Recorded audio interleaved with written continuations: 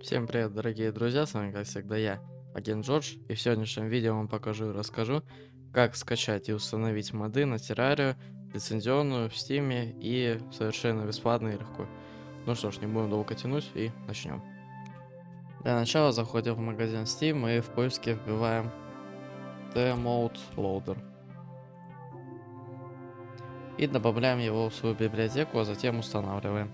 Еще раз напомню, для того, чтобы данная программа работала, нужно иметь оригинальную террарию, лицензионную в Steam, чтобы она у вас была активирована в Steam, в библиотеке вашей. И нажимаем на кнопку «Играть». После этого у нас запускается сама игра, там Loader. И еще, добавя к этому, у нас запускается также и ванильная террария, поэтому не волнуйтесь. Нажимаем «Мастерская», скачивание модов, и здесь выбираем любой мод.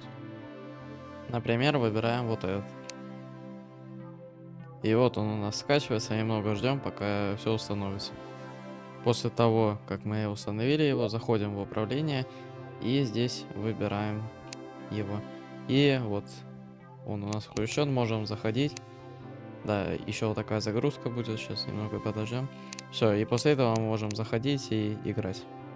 Ну что ж, дорогие друзья, на этом все. Надеюсь, это видео было для вас полезным, и я вам смог чем-то помочь. Всем спасибо за просмотр, всем пока.